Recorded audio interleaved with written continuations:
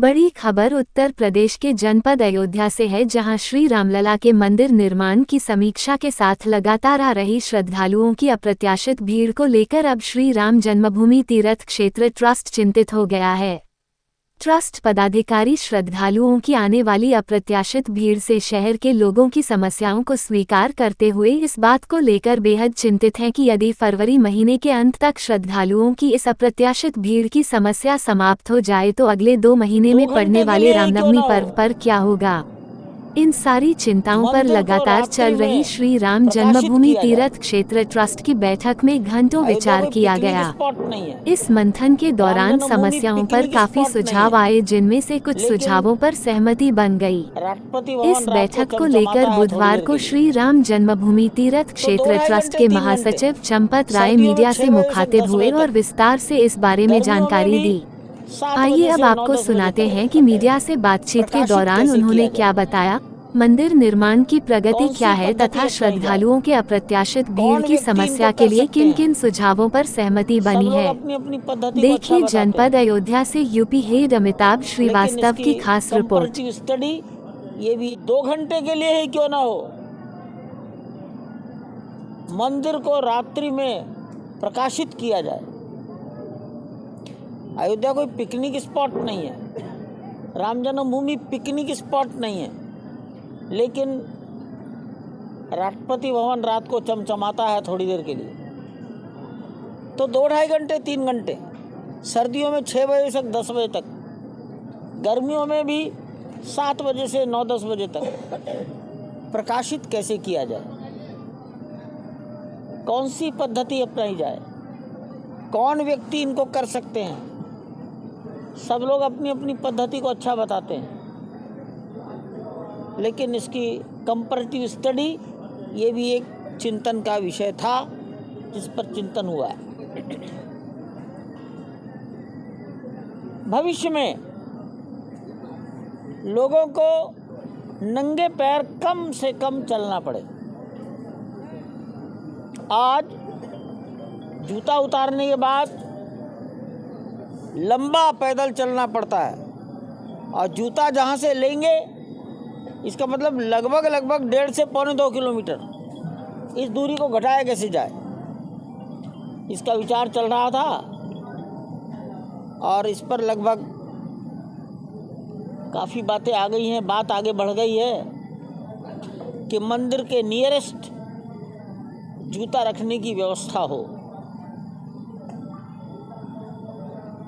अभी क्या हुआ, तो इतने लाख लोगों के जूते नहीं रखे जा सकते, कहीं भी रख दिए तो उनको ढूंढना ही कठिन है। लोगों ने जल्दीबाजी में अपने जूते कहाँ रखे उनको याद ही नहीं है। इन कठिनाइयों का भविष्य में क्या समाधान है, उसका भी उत्तर आया। सारी लॉकर व्यवस्था देखी गई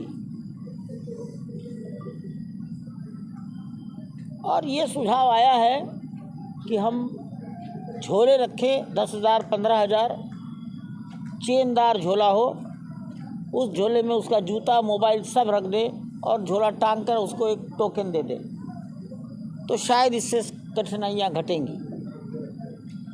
ऐसी ये सब मंदिर निर्माण, उसका मैनेजमेंट, उसकी चर्चाएं हुई हैं। आज आधा दिन 2:30 बजे से लेकर 5 बजे तक अंतर्राष्ट्रीय रामकथा संग्रहालय, उसमें क्या क्या काम हो गए, क्या क्या कार्य और होने हैं, कठिनाइयाँ क्या क्या आ रही हैं, पिछले 25 जनवरी के बाद क्या क्या बाधाएं आई, इसके कारण कितना काम डिले हो गया, वहाँ भी यही हुआ। कितने प्रकार की गैलरी बनेंगी, हर बार इस पर विचार होता है। 16 प्रकार की गैलरीज बनने की बात आ गई। हर एक गैलरी में क्या दिखाया जाएगा, इसका भी धीरे धीरे अंतिम निर्णय होता जा रहा है। मैं यही कहूँगा, इतना सघन मॉनिटरिंग है, वो किसी अन्य प्रोजेक्ट में कोई हो सकता है कि नहीं, ये तो भगवान जाने। हमारे जीवन में तो इतना सघन मॉनिटरिंग पहली बार हो रहा है। आज की बैठक में स्थानीय जनता के दुख दर्द भी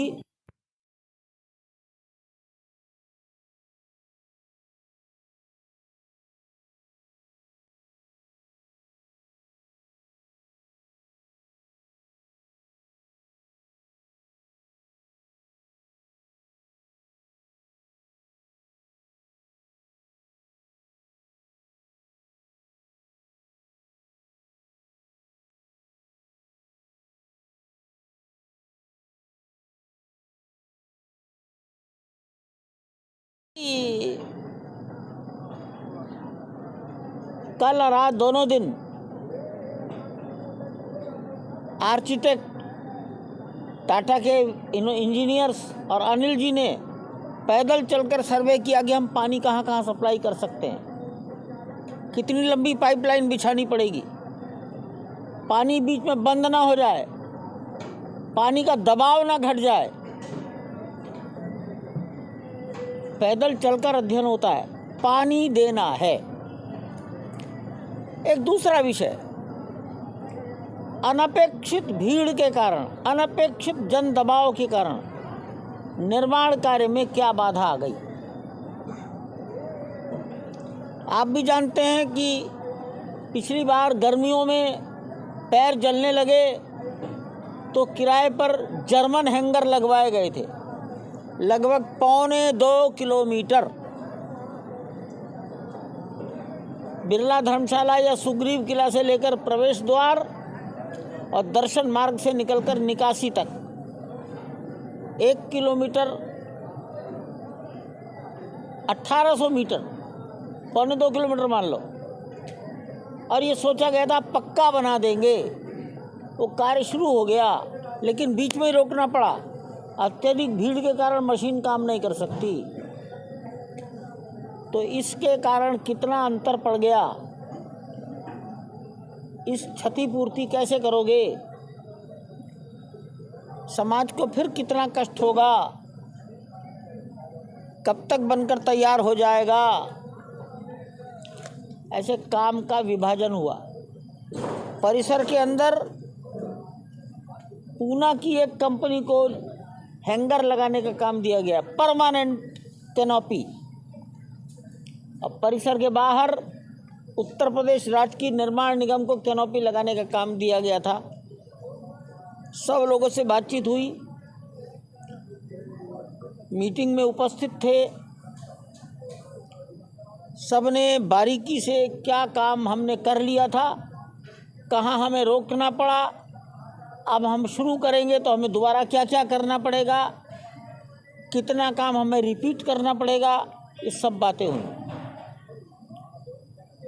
वृक्षों को लगाने के लिए अंदर कुछ प्लांटर्स लगाए गए थे। भीड़ में उन प्लांटर्स के कारण क्या क्या बाधाएं आई। वो प्लांटर्स दिखते नहीं थे, चबूतरे, उस पर लोग टकराते थे, घुटनों में चोट लगती थी। प्लांटर हटाए गए। अब लगाने में भी पैसा लगा और हटाने में भी पैसा लगा, लेकिन किसके हित में? समाज में दुर्घटनाएं न हो,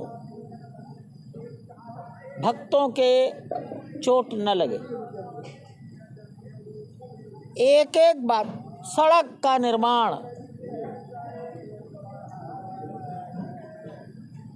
एक और तीसरे बिंदु पर विचार हुआ। अगर ये निर्माण का कार्य अक्टूबर 2025 अथवा दिसंबर 2025 तक पूरा हो जाता है तो भूमि का सौंदर्यीकरण, फालतू मिट्टी हटाना, मलबा हटाना, अनुपयोगी सामान को वहाँ से हटाना, इसमें कितना समय लगेगा?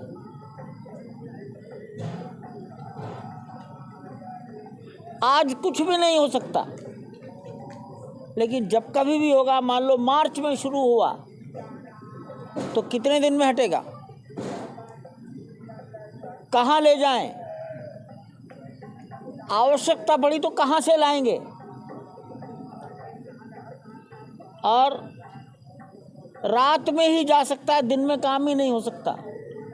ऐसी डेब्रिश, मिट्टी, वेस्ट मटेरियल, इसके डिस्पोजल या इसका शिफ्टिंग करने का, इस पर भी घंटों चिंतन हुआ।